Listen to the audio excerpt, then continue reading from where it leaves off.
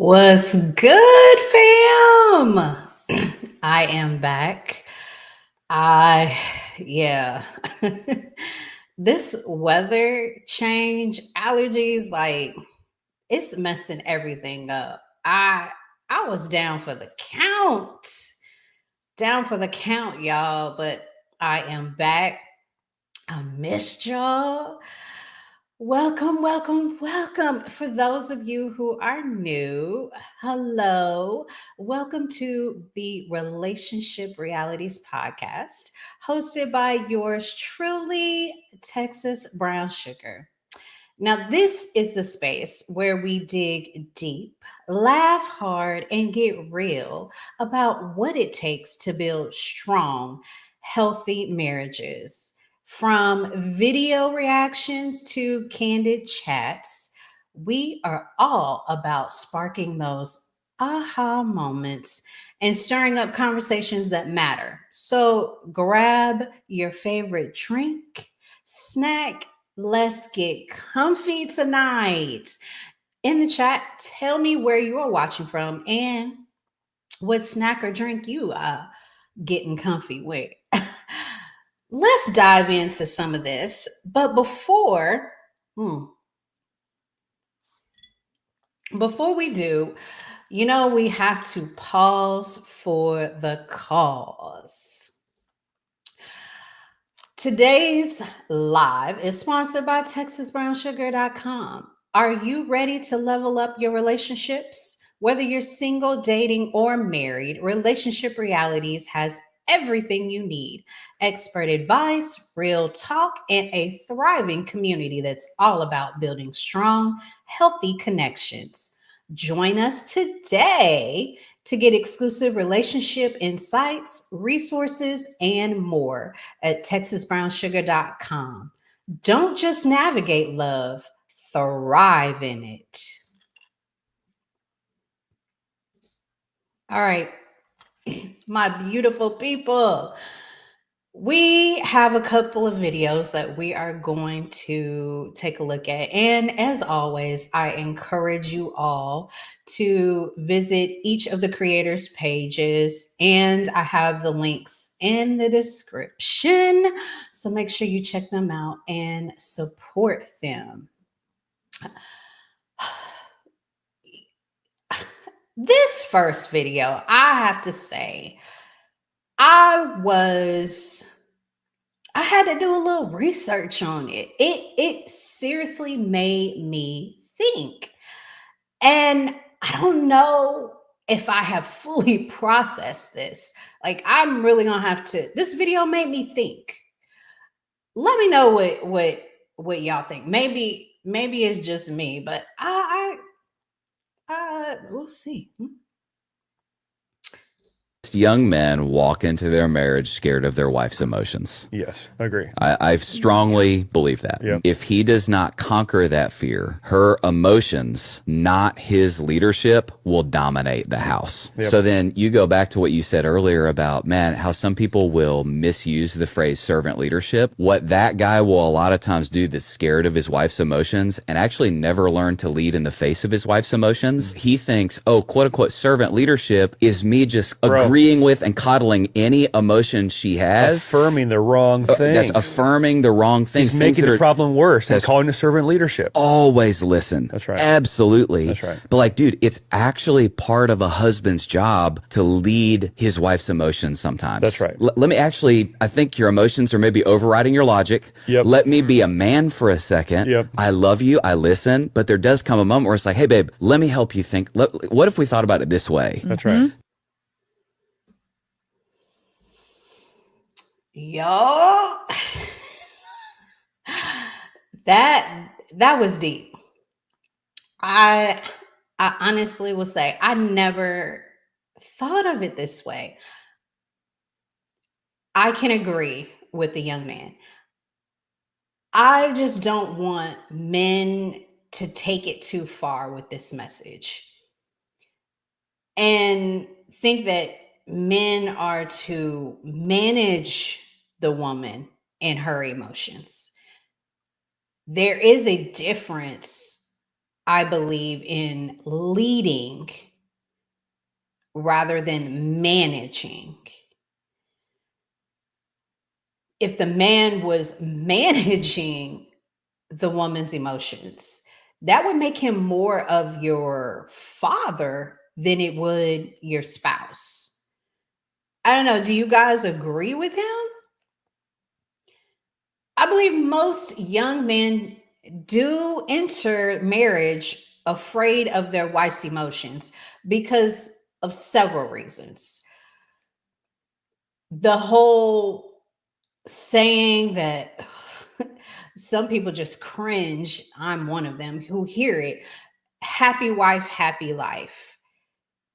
I have heard a lot of the older generation say that phrase, and it's coming from men who are saying this phrase. I also think that men enter into the marriage afraid because, let's be honest, a lot of them are raised by their mother. There's no father figure in the picture. And when you are raised by your mother, what do you typically tend to do? Go over and above to appease your mother, to move in the world based on how you perceive your mother's emotional reaction.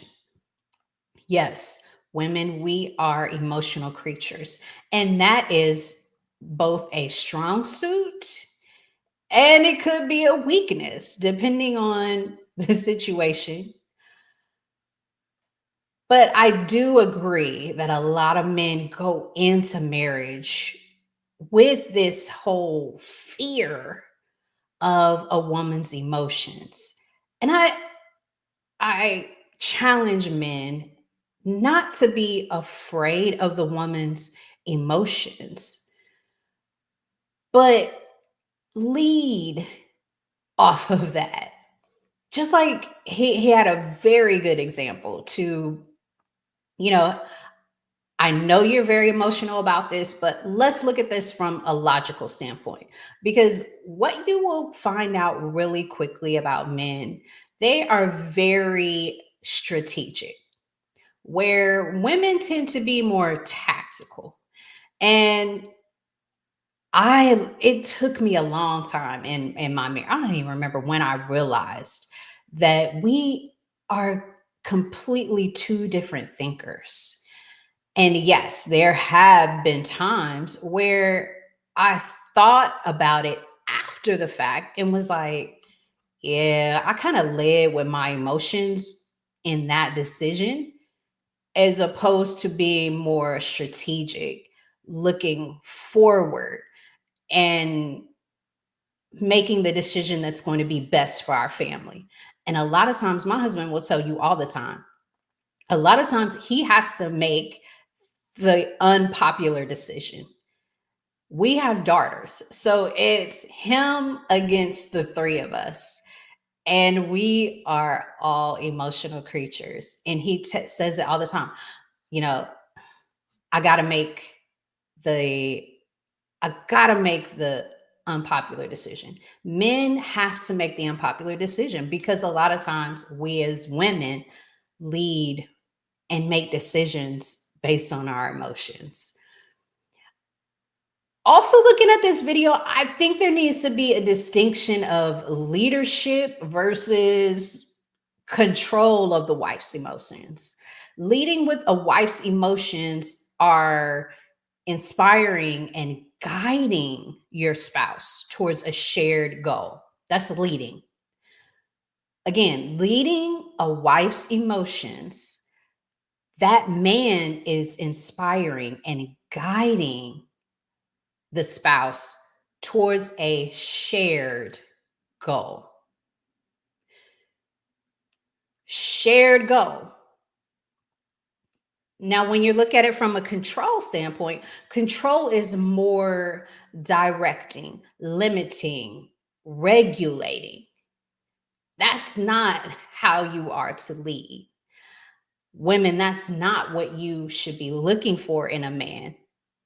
A man who is controlling, who's directing, limiting, that's not a leader. That's not a servant leader. The goal also in a controlled environment is typically not shared. It's more authority and power that are used when you are making decisions.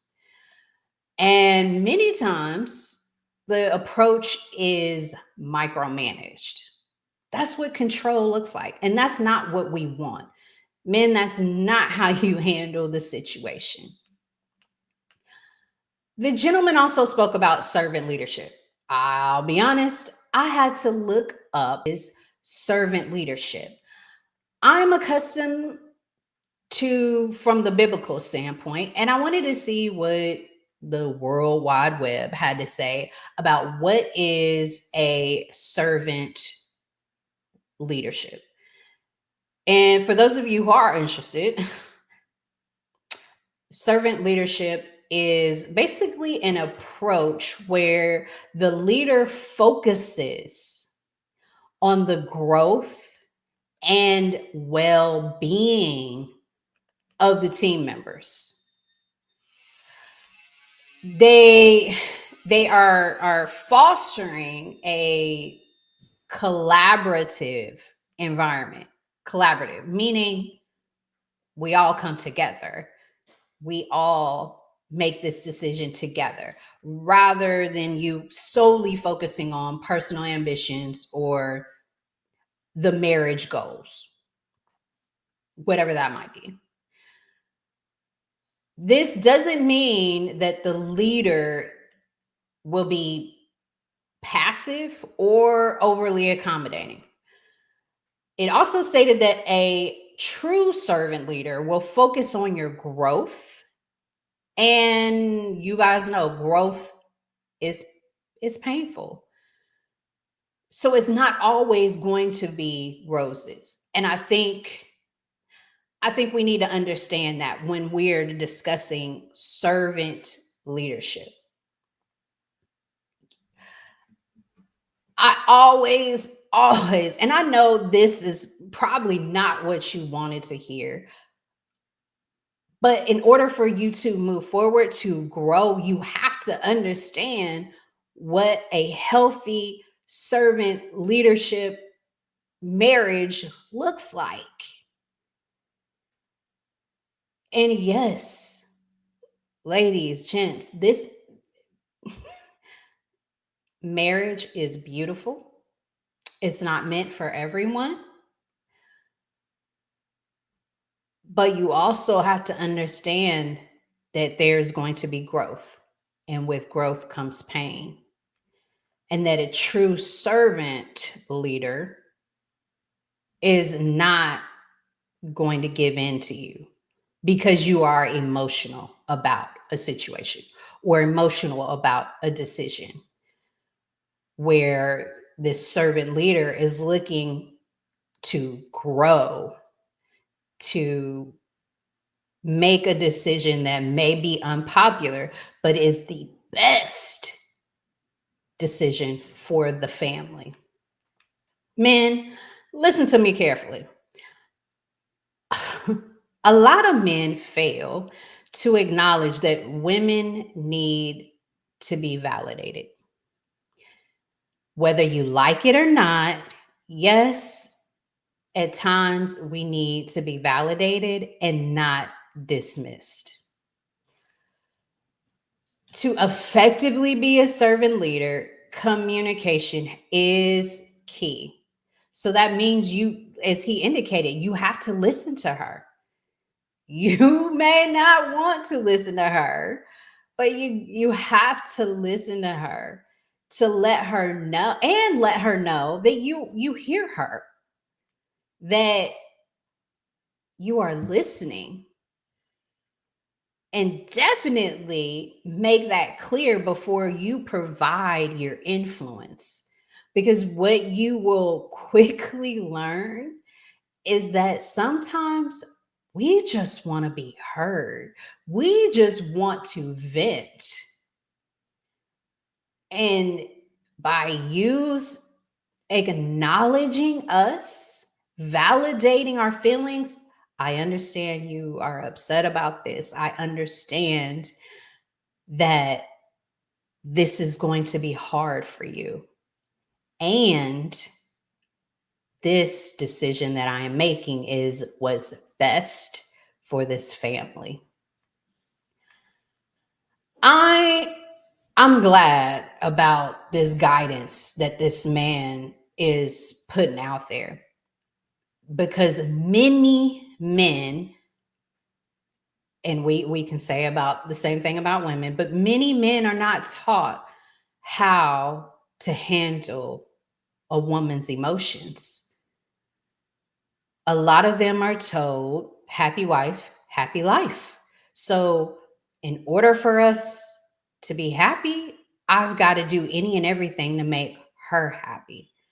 And how can you lead without handling the situation, being more of a leader about her emotions? And yes, ladies, I'm sure some of you will not agree with me, but we do need our emotions sometimes to be led. Because we are emotional, we make emotional decisions. And sometimes it's not what's in our best interest in the long run.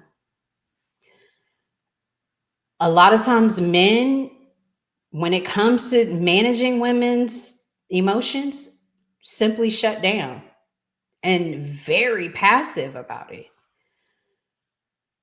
That's not healthy at all.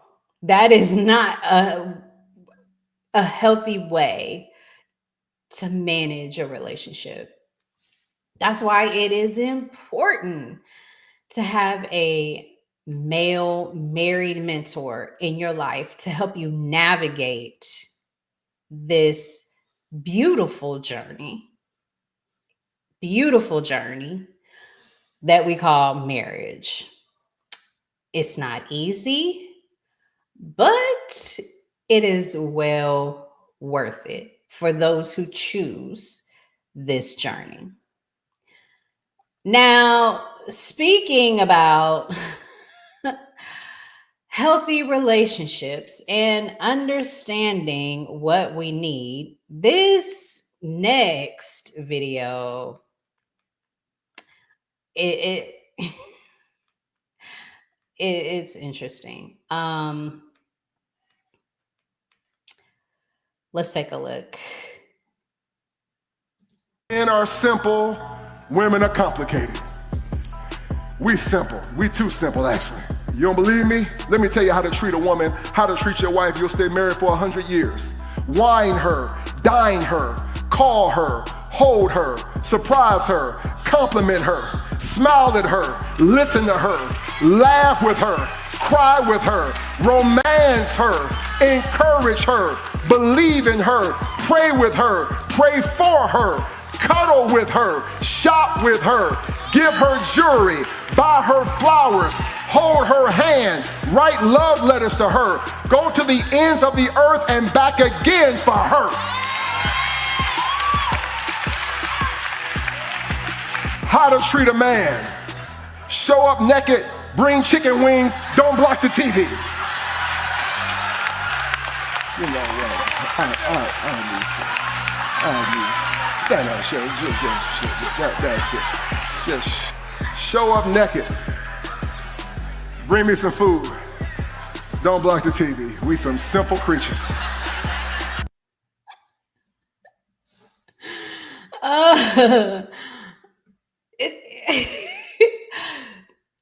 Do y'all think that that's just like a joke? Or do you think there is some truth to it?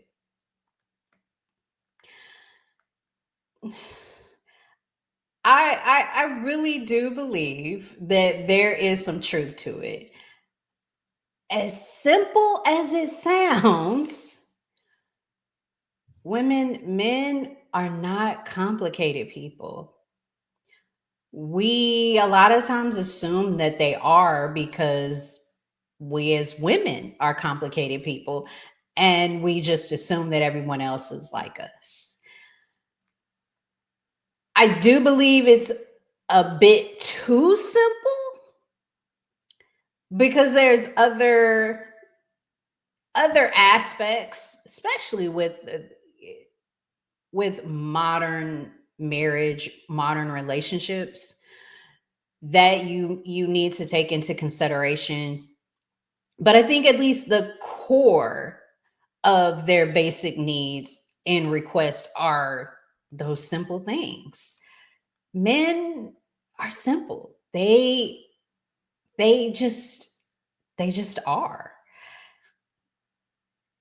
Do you think that that long list for the women is an accurate representation? Unfortunately, I believe it is. I believe this list is quite accurate. And you know that it's accurate because there just listen to the crowd. There were a lot of women that were like, yes, yes, yes, do it. That was the validation that what he was saying is, yeah, we do want a lot.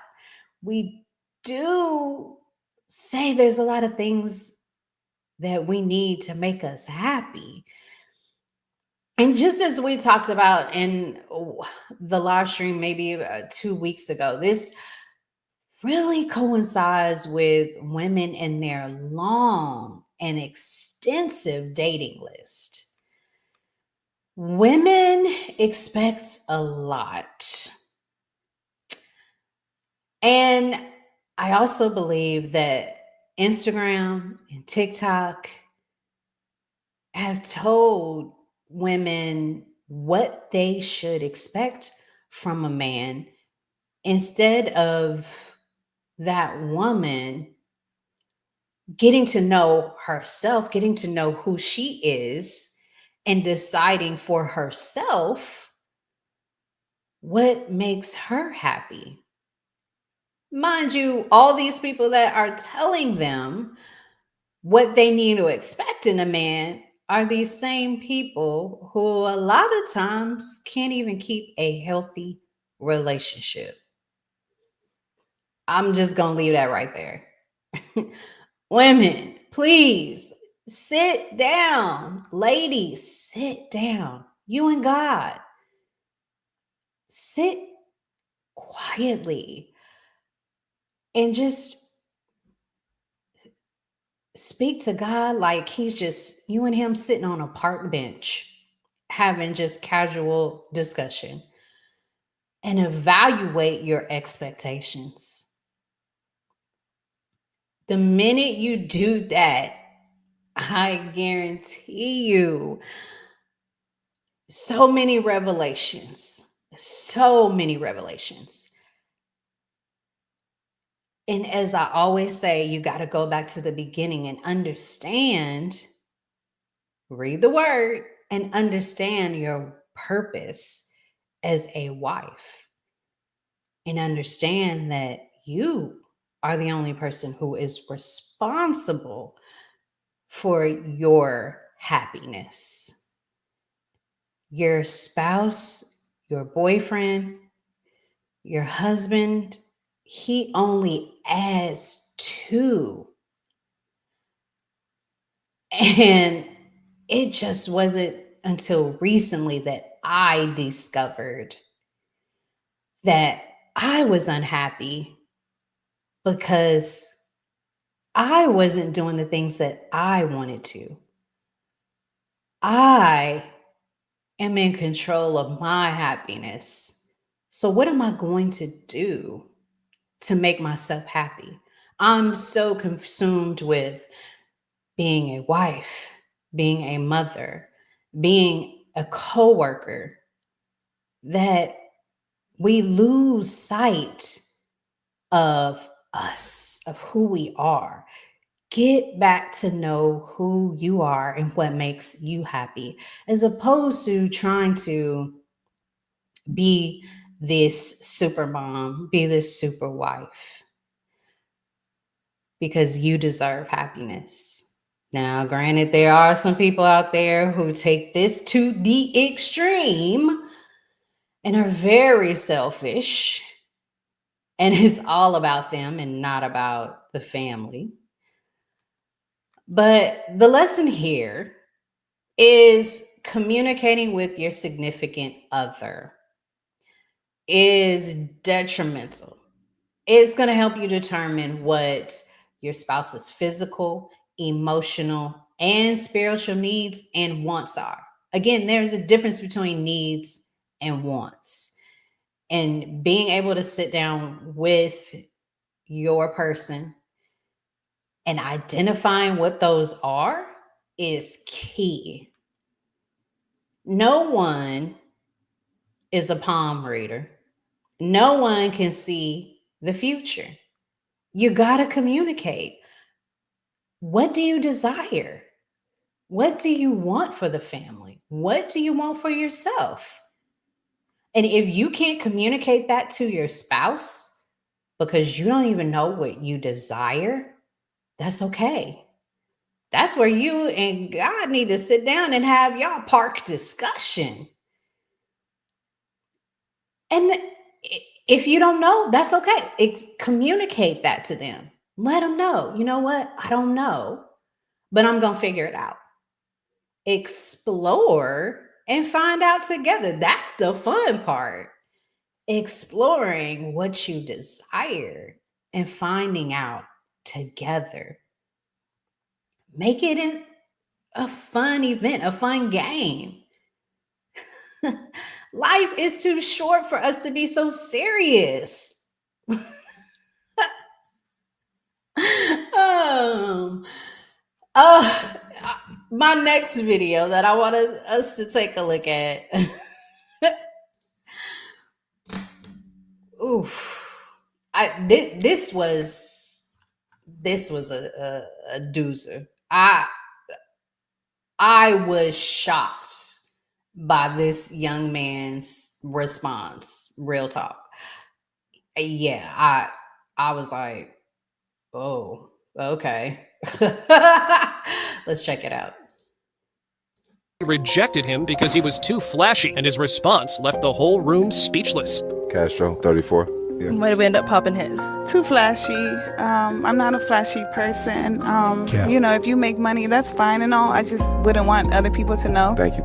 I mean, as a man, you know, my job is to provide and protect, you know, so even though if a man's flashy, but can he make sure we okay, you know what I mean? Yeah. Regardless whether he's flashy or not, whatever he has, so we can't drive a flashy car, nice car, because we got to worry about somebody trying to take something because they don't have it. But the thing is, can he protect you? Can he protect you when you in these streets, when we's being flashy? Because regardless, you gonna spend money wherever you go. So we got to look at, we at the lowest of the totem pole because we scared what somebody else think. No, I think not. I'm gonna show out wherever I go. Yeah, that's all. You showing out. You got that ass out, them titties out. Thank you. Lord. Okay, so shit, why I can't have my chains out? You got ass and titties out. Yeah.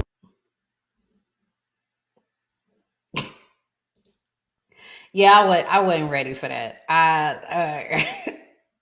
I was not ready for that. Ladies, I think there's a difference in how men and women perceive flashiness.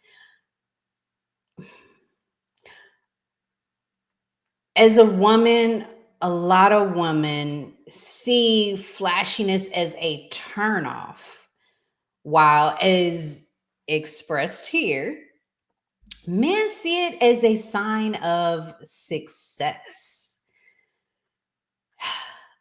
As a woman, flashiness kind of seems as if a man is trying to compensate for something. As if the man is lacking personality or maybe even confidence in themselves. And so loud and flashy gives flashiness, gives loud and indiscreet. But whether how we see it or not, I is it is not the real question. I think the real question is, would the man attract quality women being flashy? Now, assuming that that's their goal, that they're trying to attract quality women, I think that's more of the question. I mean, Iceberg Slim said, cheeks out, not a good look. That pocket. I, and he compares flashiness to women's revealing clothing. I'll be honest, I never thought about that. I never knew that that's how men look at women who wear revealing clothing. And when he said it, it made sense. That is a woman who's showing off her assets, could indicate that the world, that she wants the world to see what she has, and that she wants to share with the world the success of her anatomy, whether that was acquired naturally or not so naturally. I think men don't have to flaunt their wealth. I really don't think they have to flaunt their wealth to be seen as a good provider. Women, we need to be more concerned about, can the man show me that he's can manage his money? Can he pay his bills on time? Can you show me that you can navigate through these storms, this economic, whatever we want to call issue that we in, and can he bounce back? Like, I need you to show me that. Don't show me your charms, your jewelry, your watch. Show me that you can manage that money. I myself am not a person who would date someone who's flashy with their money. I don't know. Let me know in the comments. Are you someone?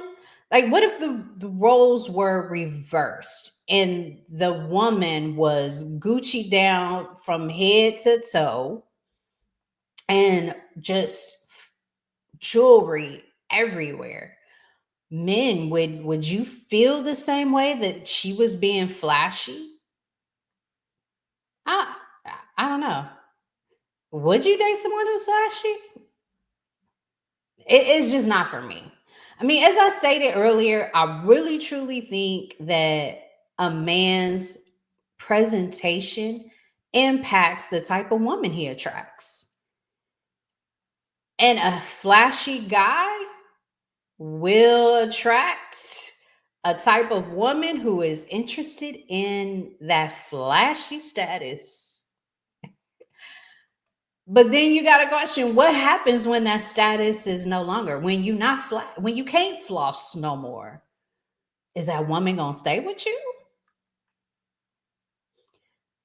And I'll be honest, I do question, is flashiness, does that equal success?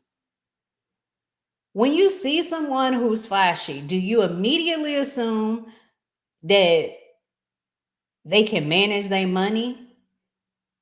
Me, I'm gonna be 100 with y'all tonight.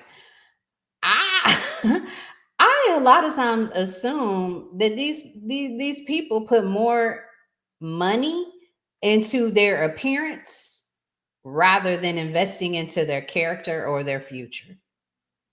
I'll just be honest. That is one of the first things that come to mind. Not to say that everyone is the same way.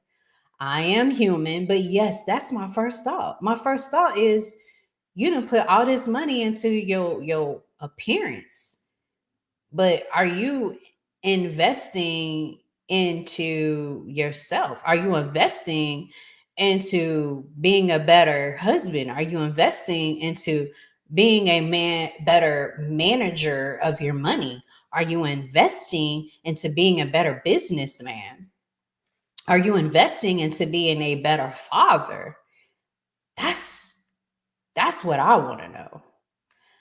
And I'm sure there's going to be some women who think that from short term's perspective, that, you know, the man's attractive. And he is an attractive man. I just am not attracted to the flashiness. And I don't know if I necessarily would have been like, yeah, he's too flashy. I probably would have said something different. And asked as opposed to assume. Yes, that's my initial thoughts, but like I'd ask some questions to identify whether or not he's investing in his character. Do y'all think that there's pressure for men to show off their wealth, especially with this social media era? I mean, don't get me wrong. I believe there is a time and a place for everything, even flexing. I don't know. Maybe I'm wrong. Let me know. Y'all, thank y'all for hanging out with me tonight. It was good to be back. I appreciate y'all. Make sure y'all hit that like and subscribe button.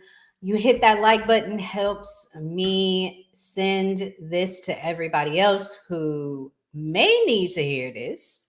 And also make sure you check out texasbrownsugar.com. I will see y'all next week. Love y'all.